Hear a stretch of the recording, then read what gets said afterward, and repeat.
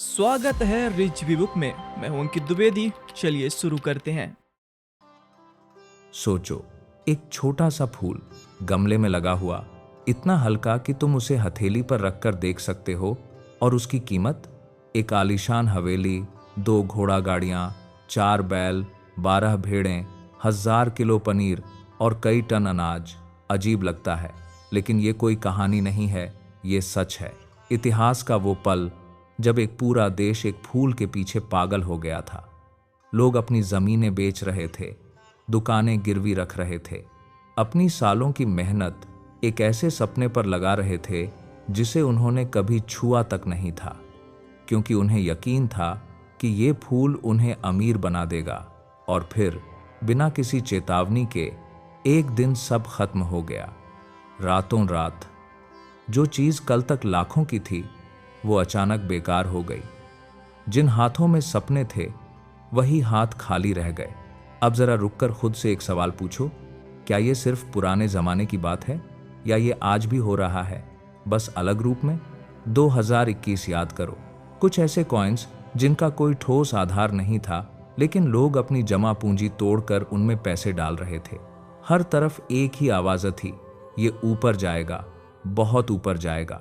Office में, दोस्तों में, यहां तक कि चाय बेचने वाला भी सलाह दे रहा था। उस वक्त ये सब सही लग रहा था, क्योंकि हर कोई वही कर रहा था। लेकिन फिर वही हुआ जो हमेशा होता है, शोर अचानक खामोशी में बदल गया।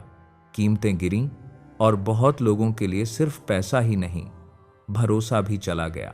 तो सवाल सीधा है, इतना समझदार इंसान, इतना पढ़ा लिखा इंसान बार बार वही गलती क्यों करता है? क्यों हम भीड़ के पीछे चल पड़ते हैं? क्यों हम अपनी सोच किसी और को दे देते हैं? और सबसे खतरनाक बात यह है कि हमें यह एहसास भी नहीं होता कि हम गलत रास्ते पर हैं, क्योंकि जब हर तरफ एक ही आवाज गूंज रही हो, तो गलत भी सही लगने लगता है। इंसान अकेले में जितना सोचता है, भीड़ में उतना ही कम सोचता है। सालों पहले एक शख्स ने इंसानी इतिहास की ऐसी ही घटनाओं को इकट्ठा किया जहां लोगों ने मिलकर अपनी समझ खो दी थी।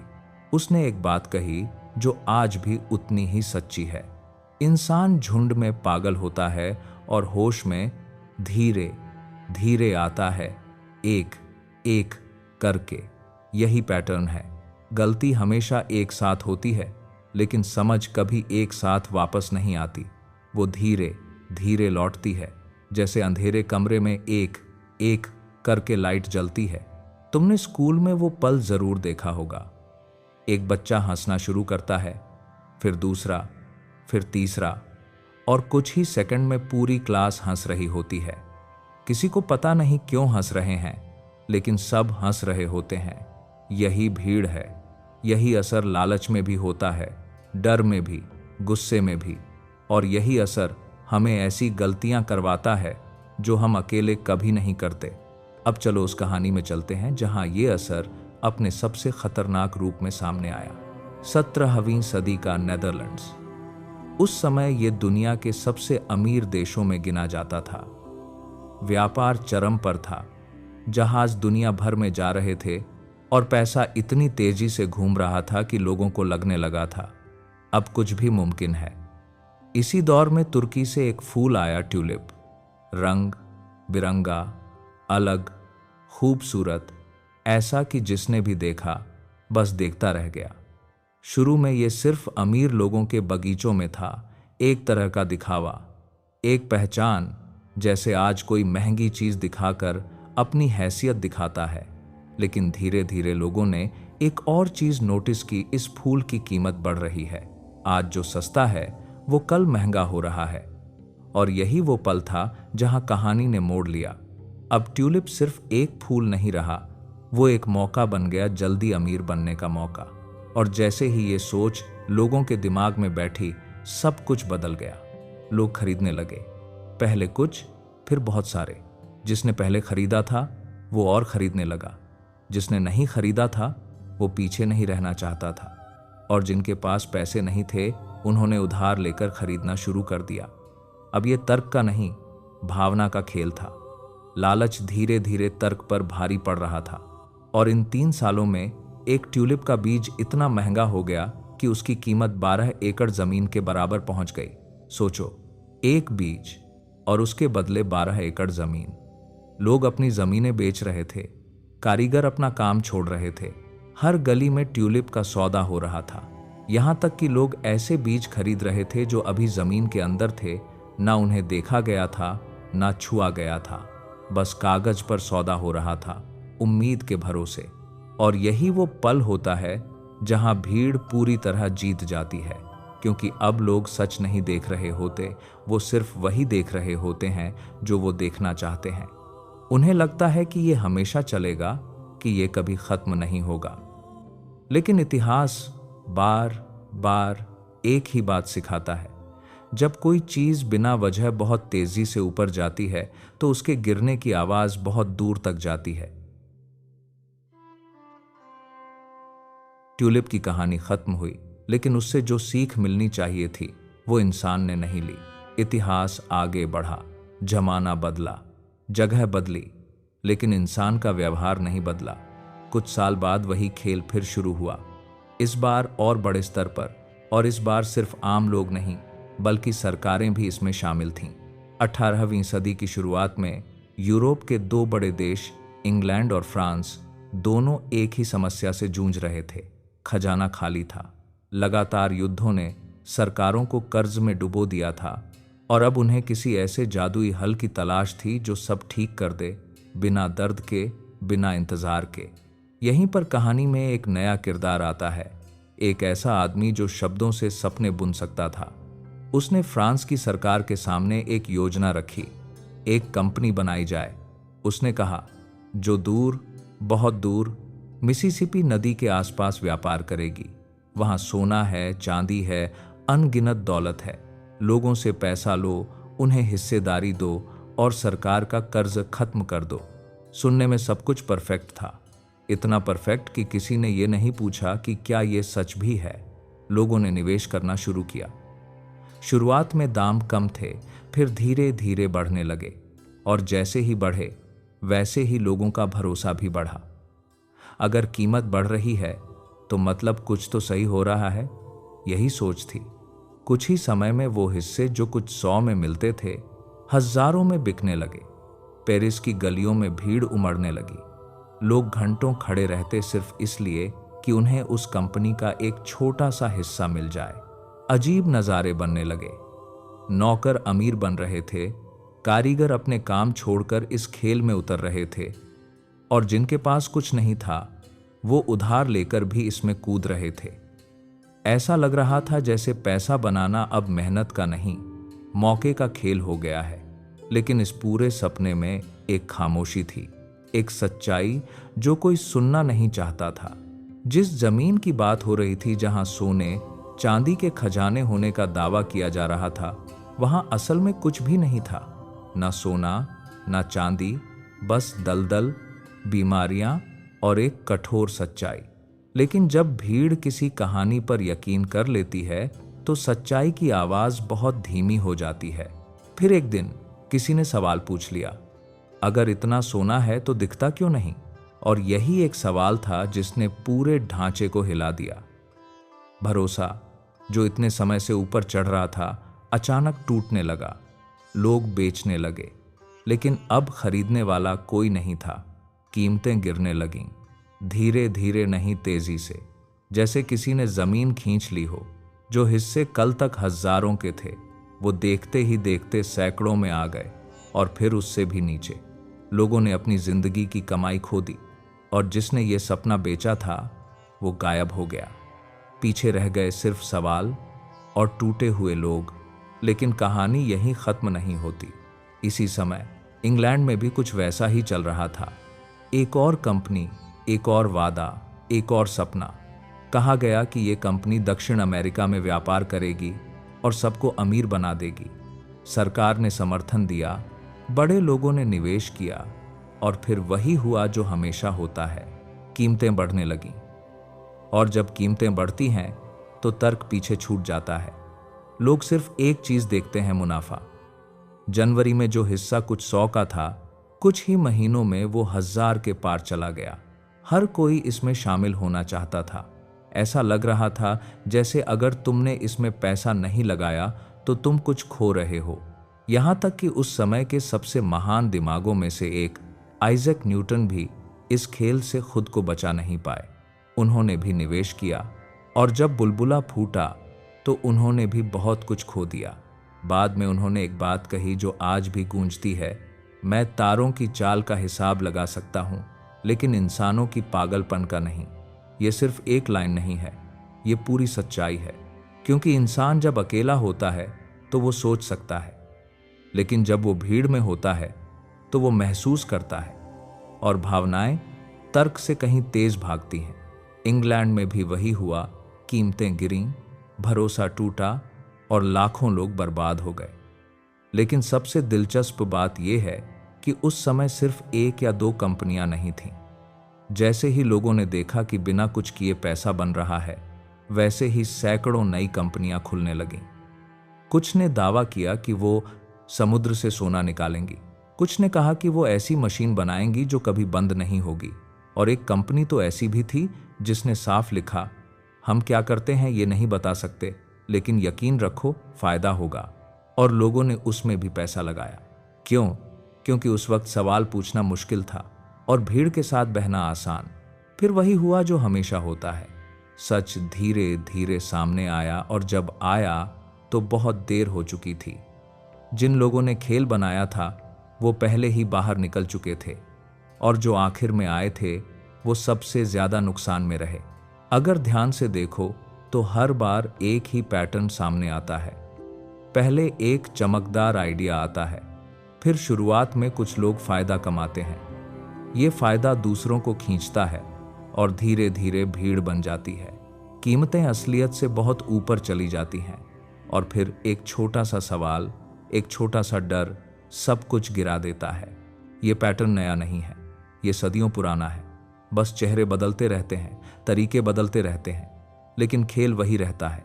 और शायद यही सबसे बड़ी सच्चाई है, इंसान बदलने से पहले अपने भ्रम बदलता है। अब तक हमने देखा कि कैसे लालच इंसान को बहा ले जाता है, लेकिन भीड़ सिर्फ लालच से नहीं चलती। कभी कभी वो उम्मीद से चलती है और कभी डर से। और जब उम्मीद और डर एक साथ मिल जाएं, तो इंसान ऐसी चीजों पर यकीन करने लगता है जो सच से बहुत दूर होती हैं। सदियों तक दुनिया के कई हिस्सों में एक सपना लोगों के दिमाग में बसा रहा, एक ऐसा सपना जो सुनने में जादू जैसा लगता है, सोना बनाने का सपना। कल्पना करो, तुम्हारे सामने एक भट्टी है, तुम उसमें एक सस्ती धातु डालते हो और कुछ देर बाद वही चीज चमकते हुए सोने में बदल जाती है। ना मेहनत, ना सालों का इंतजार, बस एक रहस्य, एक तरीका, और तुम अमीर। आज ये बात सुनकर अजीब लगती है, लेकिन एक समय ऐसा था जब दुनिया के सबसे पढ़े लिखे लोग भी इस पर यकीन करते थे। राजाओं ने ऐसे लोगों को अपने महलों में जगह दी, उन्हें पैसा दिया, सम्मान दिया, सिर्फ इसलिए कि शायद कहीं ना कहीं ये सच हो। इन लोगों को कीमियागर कहा जाता था। कुछ सच में खोज कर रहे थे, लेकिन बहुत से ऐसे भी थे जो बस उम्मीद बेच रहे थे। वो जानते थे कि इंसान को सबसे ज्यादा क्या चाहिए, एक आसान रास्ता। और जब इंसान को लगता है कि बिना मेहनत के सब मिल सकता है, तो वो सवाल पूछना छोड़ देता है। एक कहानी है, एक कीमियागर एक राजा के दरबार में आया और बोला कि वो सोना बना सकता है। राजा ने उसे सब कुछ दे दिया, कमरा, संसाधन, समय, और इंतजार शुरू हुआ। महीने बीते, फिर साल, और हर बार वही जवाब, बस थोड़ा और समय। राजा इंतजार करता रहा, क्योंकि उसके लिए ये मान लेना मुश्किल था कि वो गलत था, कि उसने जिस पर भरोसा किया वो झूठ निकला। यही इंसान की सबसे बड़ी कमजोरी है। हम गलती करने से नहीं डरते, लेकिन उसे मानने से डरते हैं, क्योंकि जैसे ही हम मान लेते हैं कि हम गलत थे, हमें अपने फैसलों का सामना करना पड़ता है। और यही चीज हमारी रोजमर्रा की जिंदगी में भी दिखती है। एक फिल्म जो तुम्हें पसंद नहीं आ रही, फिर भी तुम उसे पूरा देखते हो क्योंकि पैसे दिए हैं। एक रिश्ता जो तुम्हें तोड़ रहा है, फिर भी तुम उसमें बने रहते हो क्योंकि सालों लगा दिए हैं। एक काम जो आगे नहीं बढ़ रहा, फिर भी तुम उसे छोड़ नहीं पाते क्योंकि बहुत कुछ दांव पर लगा दिया है। ये सब उसी सोच का हिस्सा है। इतना कर लिया है, अब पीछे कैसे हटूं? लेकिन सच्चाई ये है कि जितनी देर हम रुकते हैं उतना ही ज्यादा खोते जाते हैं। कीमियागरी सिर्फ सोना बनाने का सपना नहीं था, ये इंसान की उस इच्छा का प्रतीक था जिसमें वो बिना मेहनत के सब कुछ पाना चाहता है। लेकिन जिंदगी में कोई जादुई रास्ता नहीं होता। जो भी बनता है वो धीरे धीरे बनता है, समय, मेहनत और धैर्य से। लेकिन अब जो कहानी आती है वो इससे भी ज्यादा डरावनी है, क्योंकि यहाँ लालच नहीं था, यहाँ डर था। और डर इंसान से वो सब करवा सकता है जो वो कभी सोच भी नहीं सकता। कल्पना करो, तुम एक छोटे से गांव में रहते हो, तुम बूढ़े हो, अकेले हो और लोगों की मदद करते हो, जड़ी बूटियों से इलाज करते हो, बच्चों को कहानियां सुनाते हो। और एक दिन अचानक कोई तुम्हें देखता है और कहता है ये अलग है, कुछ तो गलत है। शुरुआत में ये सिर्फ एक शक होता है, फिर वो शक एक कहानी बनता है, फिर कहानी अफवाह बनती है और फिर अफवाह सच बन जाती है, कम से कम लोगों के दिमाग में। ये जादूगरनी है। बस इतना कहना काफी होता है। लोग इकट्ठा होने लगते हैं। जो कल तक तुम्हारे पास इलाज के लिए आते थे आज तुम्हारे खिलाफ खड़े होते हैं। तुम्हें पकड़ा जाता है, तुमसे सवाल पूछे जाते हैं और फिर एक ऐसी जांच होती है जिसमें सच का कोई मतलब नहीं होता। अगर तुम डूब जाओ तो तुम निर्दोष थी, अगर तुम बच जाओ तो तुम दोषी हो। मतलब हर रास्ता मौत की तरफ जाता है। ये सुनकर आज यकीन करना मुश्किल है, लेकिन ये हुआ था, बार बार हुआ था। हजारों औरतों को सिर्फ शक के आधार पर मार दिया गया। कोई सबूत नहीं, कोई तर्क नहीं, बस डर और उस डर से बनी भीड़। लेकिन असली सवाल यह है कि ऐसा हुआ कैसे? क्योंकि जब इंसान को किसी घटना की वजह समझ नहीं आती, बीमारी, अकाल, मौत, तो वो किसी ना किसी को जिम्मेदार ठहराना चाहता है। उसे एक कारण चाहिए, और अगर असली कारण नहीं मिलता तो वो कोई भी कारण बना लेता है। भीड़ को हमेशा एक दुश्मन चाहिए होता है, कोई ऐसा जिस पर वो अपनी सारी बेचैनी, अपना डर, अपना गुस्सा डाल सके।